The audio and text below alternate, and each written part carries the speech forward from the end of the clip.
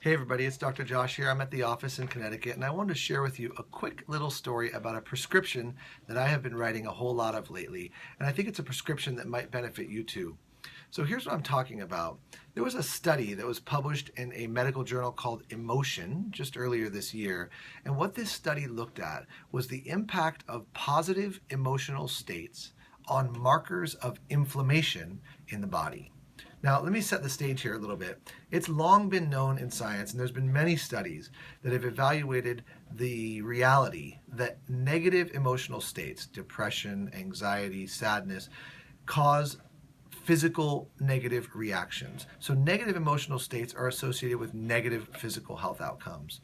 And correspondingly, positive emotional states are also associated with positive outcomes. This is something that's not really controversial anymore at this point. The mind-body connection really is a two-way street.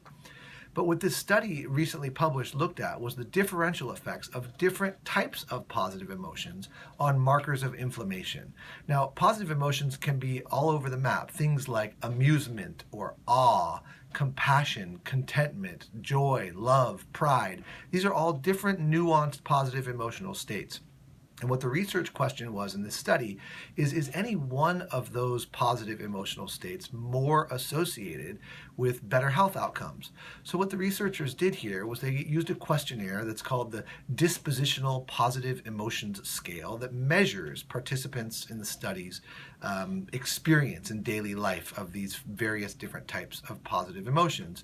And then they correlated those results with the findings of the measurements of a substance called IL-6, interleukin-6, found in the saliva specifically in between the gum and the cheek. It's called an oral mucosal transudate, OMT they call it.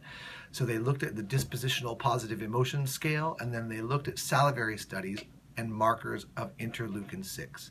And the results were really, really fascinating. It turns out that of all the positive emotions that were studied, awe, A-W-E, finding things that are awesome in the world to appreciate, is the most strongly correlated with reduced levels of interleukin-6 and reduced levels of inflammation. It's a remarkable study. It takes my childhood phrase of totally awesome to a whole new level. And so I find myself in these days writing prescriptions for people to go out into the world, into nature, within their own body, in their life, and experience awe, the sense of wonder, that childlike wonder, that sense of goosebump feelings that we get when we see something that really just amazes us. It turns out that putting yourself into that positive emotional state can actually have a physical impact and reduce markers of inflammation. So go out and find something awesome today. I hope you appreciate it. Take good care.